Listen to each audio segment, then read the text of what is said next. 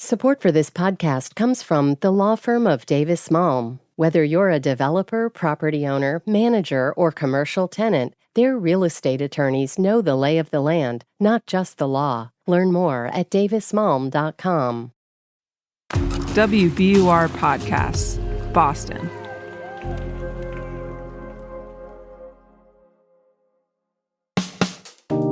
I'm Daryl C. Murphy, and you're listening to The Common.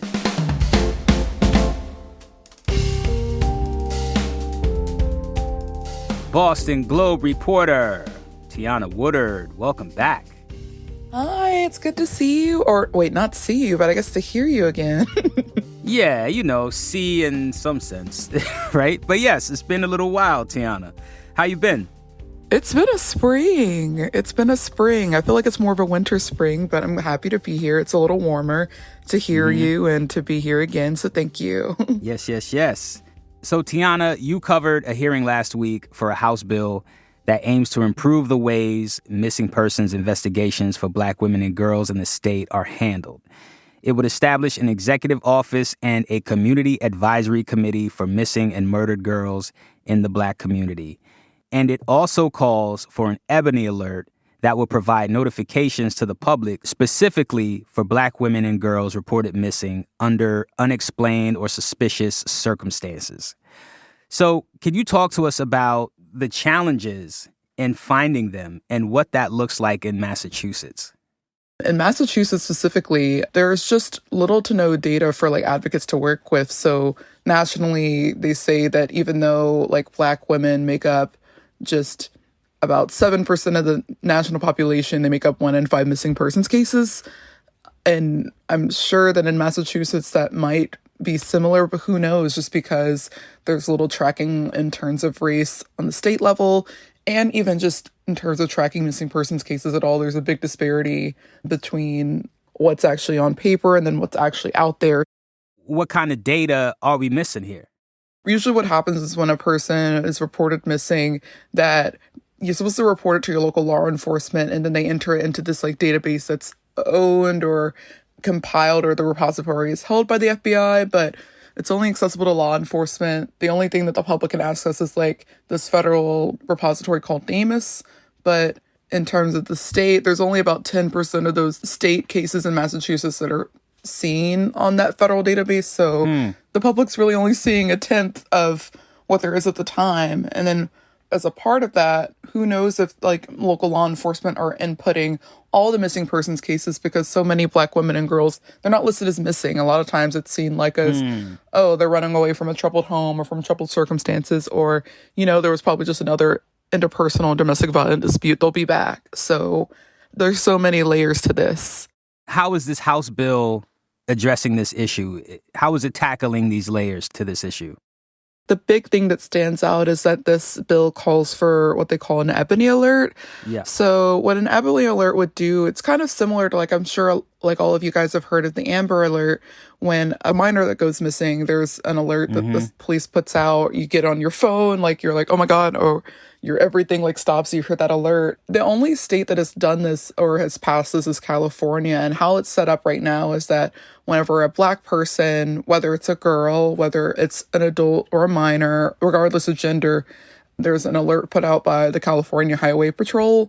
And kind of the purpose of it is that for police, for media, for the public, it puts them on high alert, just because, unfortunately, as we've seen time and time again in terms of media coverage, police support, resources, it really does depend on the background of the person. So it's we can't rely on the goodwill of people. So hopefully with an Ebony Alert like this, where this specific alert is put out, that it gets media, police, and people talking, just because if we rely on the things as they are right now, who knows, we'll probably keep seeing the same white women syndrome, the same disparities in coverage and support that we've been seeing time and time again.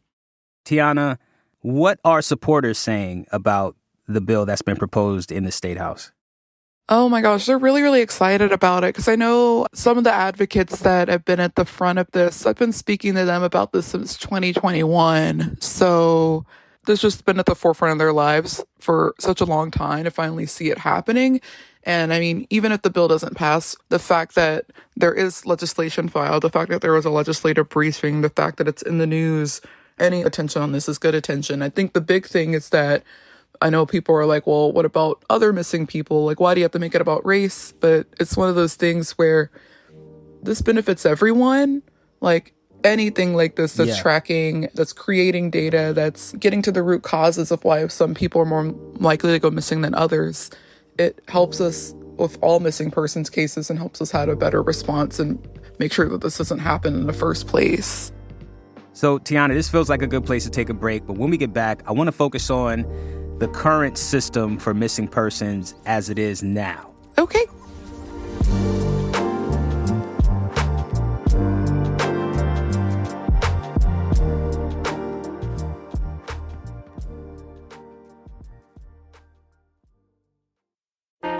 Politics has never been stranger or more online, which is why the politics team at Wired is making a new show, Wired Politics Lab. It's all about how to navigate the endless stream of news and information and what to look out for. Each week on the show, we'll dig into far-right platforms, AI chatbots, influencer campaigns, and so much more. Wired Politics Lab launches Thursday, April 11th. Follow the show wherever you get your podcasts.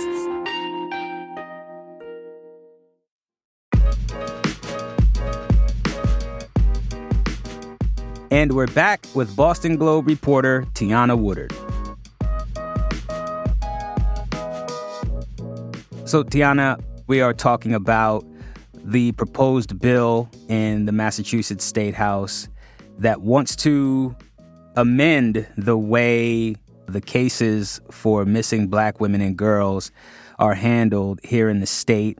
And I want to zoom out and talk about the missing persons system altogether, because last year you helped co-write a report for the Globe on the state's missing persons system, just how ineffective it is in a sense. I hope that's the right word.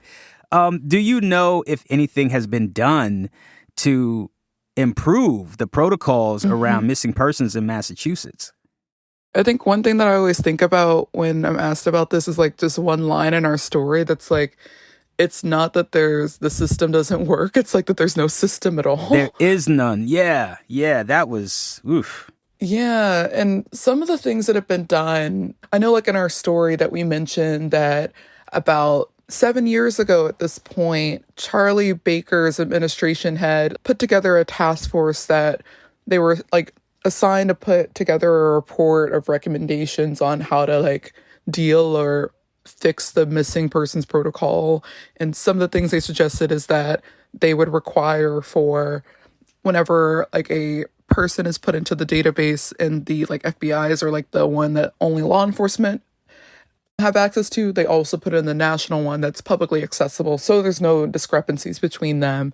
They also like recommended that medical examiners like make reports as well, because a lot of them are dealing with like identified remains.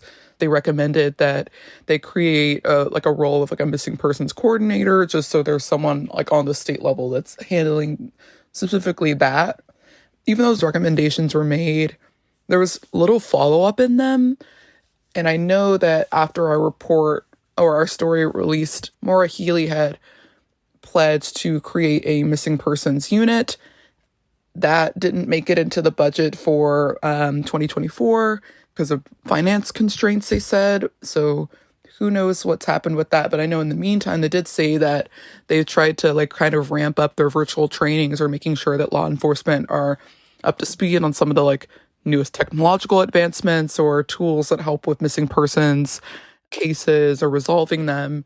And they said that that's been able to like kind of tick up the amount of missing persons cases in Massachusetts that have been put into the federal database from about 6% to 11%. So a little bit of an increase, but still like not nearly as much as it should be. So the short answer is there's been little effort to change or the like broken system, and it still really relies like in terms of the success of a missing persons case being resolved depends on the law enforcement or the local police force that's assigned to it, and honestly the identity of the person that has gone missing. It's layered, right? Like first you have the issue that there virtually is no missing persons system within law enforcement to find people. And then that leaves it to the community within a society that devalues Black women and girls. Exactly. It's like you're set up to fail. Do you have a sense of why state officials and law enforcement won't do what's necessary to create a robust missing persons system so that they can find more people? I think it really just seems that these local police forces, they're so spread thin with all the things they're required to do that there's little attention specifically placed on missing persons in particular, and they're just juggling so many tasks, so many responsibilities that missing persons honestly fall through the cracks. Tiana, did you talk to any law enforcement officials about this to see what they had to say about it? It seems like that they're just trying to make do with what they have. And one of the biggest pitfalls I noticed at the missing persons cases is that, along with the lack of data and all these things that we've already talked about, one of the big things is that a lot of times missing persons, the loved ones or their families don't reach out soon enough, or they might reach out months after they've gone missing or this or that. But I think that kind of goes to speak to the general lack of trust that comes with law enforcement, whether it's immigration status, previous criminal records. So yeah, because law enforcement does not have the best relationship with the Black community. We can't forget that part, which further complicates the issue of finding missing Black women and girls. What's the likelihood of the Massachusetts House bill passing? From what I've seen, the passage seems very hopeful. I think the thing that I'm watching, where they're talking about creating an office, creating positions, which require money, of course, I'm wondering about the follow through with that. I really hope that happens. I think it's just a matter of okay, once it gets passed, where's the follow through, and will the money actually be allocated towards these things that this bill is hoping to address? Because that's the key of it all. Man, Tiana, this is a heavy topic, but I do want to say it's always a pleasure talking to you. I appreciate your reporting. I appreciate this story. Thank you so much for coming through to The Common. Thank you so much for seeing the value in this. I think this is really a big part of getting these issues solved. Absolutely. Absolutely.